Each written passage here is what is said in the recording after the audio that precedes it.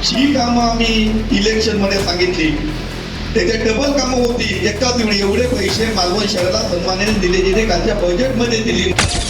की नागपूरला जेव्हा अधिवेशन चालू होतं आणि त्यावेळी सन्माननीय आमदार नागपूरला गेले, तेव्हा जे मीडियाचे जे कॅमेरे आणि जे माईक समोर जे लागलेले होते ते मोजू सुद्धा शकत नव्हते. एखाद्या मुख्यमंत्र्यांच्या समोर तसे लागतात तसं मीडिया, पूर्ण राज्यातलं मीडिया सन्मानाने आमदारांच्या भोवती त्या ठिकाणी नागपूरला जमा झाले. 90% या लोकांना मतदान केलं.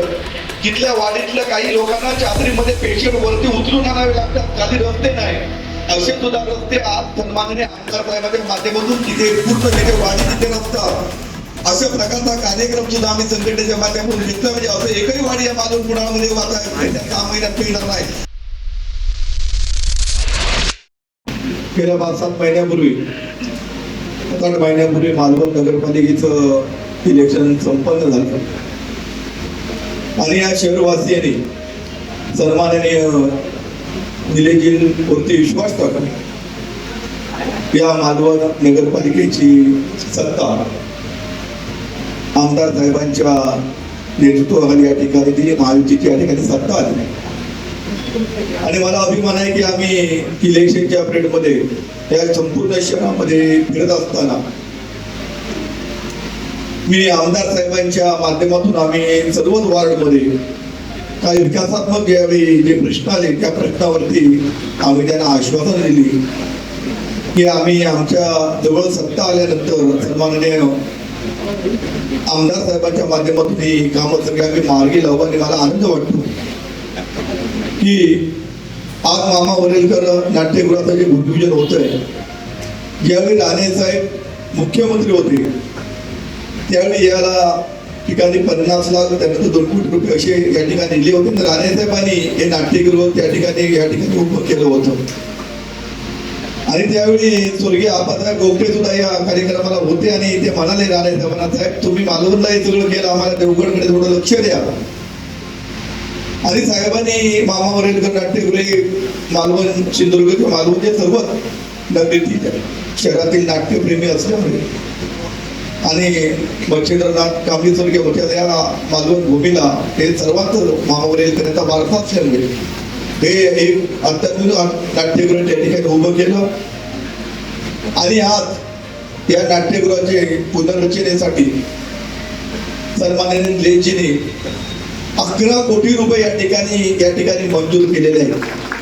आपण 11 कोटी म्हणजे थोडे नाही, मला तर वाटतं 11 कोटीमध्ये 2 नाट्यगृह होती नवीन, पण हे दुरुस्तीसाठी 11 कोटी रुपये या ठिकाणी सन्माननीय आमदार साहेबांनी नगरपालिका आल्यानंतर सन्माननीय शिंदे साहेबांच्या माध्यमातून सन्माननीय मुख्यमंत्री फडणवीस साहेब असतील, आमचे खासदार राणे साहेब असतील, पालकमंत्री नितीनजी राणे असतील, यांनी त्यांच्या माध्यमातून सन्माननीय आमदारांनी पाठपुरावा करून या ठिकाणी 11 कोटी आणले. त्यानंतर रॉक गार्डनसाठी सुद्धा 1 कोटी रुपये या ठिकाणी आणले, त्याचं सुद्धा भूमिपूजन झालं. स्पोर्ट ग्राउंड साठी सुद्धा माझ्या मैदानात जमीन खरेदी करण्यासाठी 5 कोटी रुपये या ठिकाणी त्यांनी आणले आणि 5 कोटी रुपये विकास करणे त्या स्पोर्ट ग्राउंड बनवण्यासाठी. आणि मालवण मध्ये फिरत असताना काही ठिकाणी काही विरोधक काही ठिकाणी म्हणतात, पण मला वाटतं की साहेब मी दांडेश्वर मंदिर ज्या ठिकाणी मालवण दांडीमध्ये आहे आणि ते गटाराचा भाग आहे आणि त्या ठिकाणी मी आपल्या माध्यमातून शब्द दिला होता, पण नगर उद्यान म्हणून आपण 10 कोटी रुपये दिले आणि त्या गटारासाठी 57 कोटी रुपयाचा इस्टिमेट होऊन आता ते मंजुरीसाठी गेलेले, म्हणजे ते एका वेळी ते सुद्धा त्या ठिकाणी होणार. आणि मालवण मध्ये ही कामं आम्ही इलेक्शन मध्ये सांगितली, त्याच्यात डबल कामं होती एकाच वेळी. एवढे पैसे मालवण शहराला सन्मानाने दिले गेले, कालच्या बजेटमध्ये दिली. म्हणजे आपण सांगलेले शब्द येत्या 1 वर्षामध्येच आपल्याला पुरे झालेले दिसतील, एवढं चांगलं काम सन्माननीय आमदार साहेबांनी या ठिकाणी केलं. आज काही ठिकाणी या ठिकाणी आता बोलणार आहे, पण इथले माजी आमदार या ठिकाणी काही ठिकाणी म्हणतायत, अरे विकास कसा असतो, विकास कसा करायचा असतो. विधिमंडळामध्ये उभं राहिल्यानंतर 288 आमदार किंवा पूर्ण प्रशासन आपल्याकडे सगळ्यांना सोडून आपल्याकडे बघितलं पाहिजे, अशा प्रकारचं काम अभ्यासपूर्वक सन्माननीय निलेशजींनी 2024 मध्ये निवडून आल्यानंतर विधिमंडळात केलं. आज नागपूरमध्ये अधिवेशन होतं, तुम्ही गेला बघितलं असेल. मला अभिमान वाटेल की नागपूरला जेव्हा अधिवेशन चालू होतं आणि त्यावेळी सन्माननीय आमदार नागपूरला गेले तेव्हा जे मीडियाचे जे कॅमेरे आणि जे माईक समोर जे लागलेले होते ते मोजू सुद्धा शकत नव्हते. एखाद्या मुख्यमंत्र्यांच्या समोर जसे लागतात तसा मीडिया पूर्ण राज्यातलं मीडिया सन्माननीय आमदारांच्या भोवती त्या ठिकाणी नागपूरला जमा झालं. हे सुद्धा पत्रकारांनी नोंद घेतली पाहिजे आणि हे चांगलं पाहिजे. काय तर इथले आमदार येतात जातात, कोण विचारत नाही बोलत नाही. आता पण ग्रामीण भागामध्ये कुडाळ मालवणकडे मी फिरतो, असे गाव ज्या ज्या ठिकाणी 80-90% या लोकांना मतदान केलं, तिथल्या वाडीतल्या काही लोकांना चादरीमध्ये पेशंट वरती उचलून आणावे लागतात, खाली रस्ते नाही. असे सुद्धा रस्ते आज सन्माननीय आमदार साहेबांच्या माध्यमातून तिथे पूर्ण जिथे वाडी तिथे रस्ता अशा प्रकारचा कार्यक्रम सुद्धा आम्ही संघटनेच्या माध्यमातून घेतला. म्हणजे असं एकही वाडी या मालवण कुडाळमध्ये आता 6 महिन्यात मिळणार नाही की तिथे कुठलाही पेशंट आजारी असला तर तिथे वाहन जाणार नाही. अशा प्रकारचं आपल्याला एकही वाडी या कुडाळ मालवणमध्ये आपल्याला पाहायला मिळेल. अशा प्रकारचं काम सन्माननीय आमदार साहेब या ठिकाणी करतायत. हे नाट्यगृह जेव्हा चांगलं होईल आणि मी या ठिकाणी सांगतो की आमदार साहेबांचं स्वतः लक्ष आहे. पूर्वीचे दिवस आता या ठिकाणी गेले, कोण कॉन्ट्रॅक्टर आले, कोणता किती वाटा काय वाटा हे इथे चालत नाही. इथे कामाला प्राधान्य दिला जातो आणि आमदार साहेब नेहमी आठवड्याच्या आतून या ठिकाणी येतात. त्यामुळे पारदर्शकच काम या ठिकाणी पूर्ण होईल आणि इथले सगळे शून्य नागरिक या ठिकाणी बसलेले आहेत.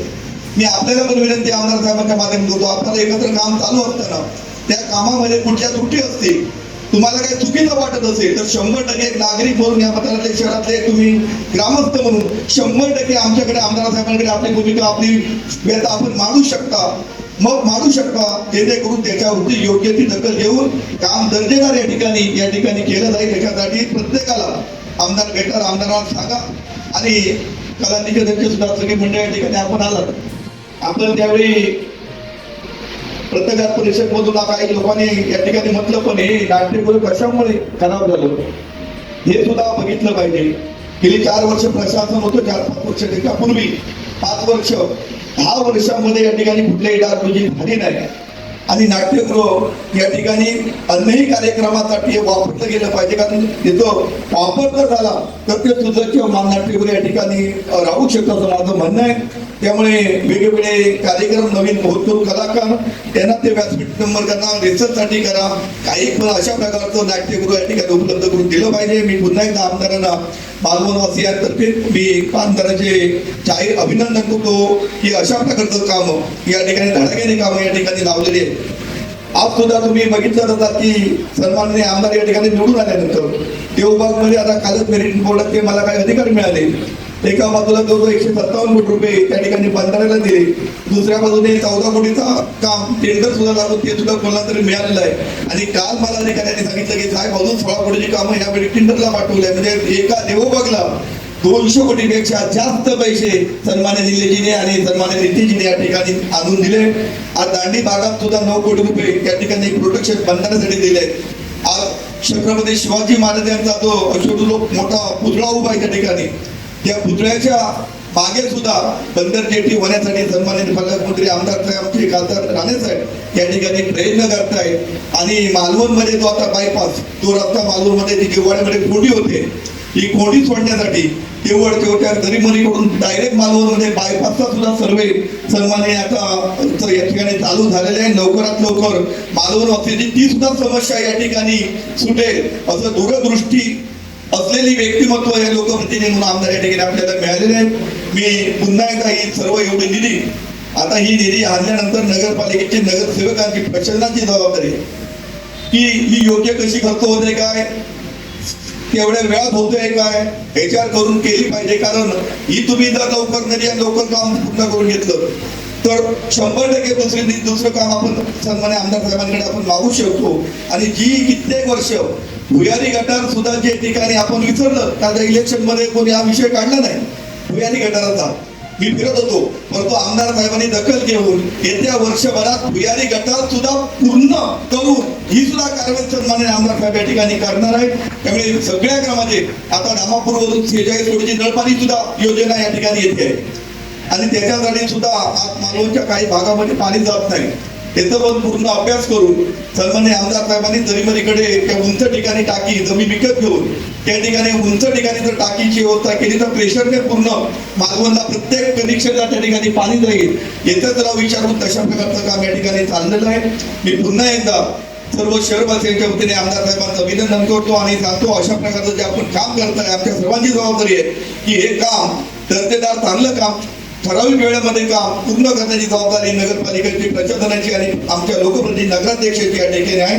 सर्वांनी एकत्र येऊन जर काम केलं तर अतिशय चांगल्या दर्जेदार या ठिकाणी काम झाल्याशिवाय राहणार नाही एवढं सांगून मी थांबतो. जय हिंद जय महाराष्ट्र.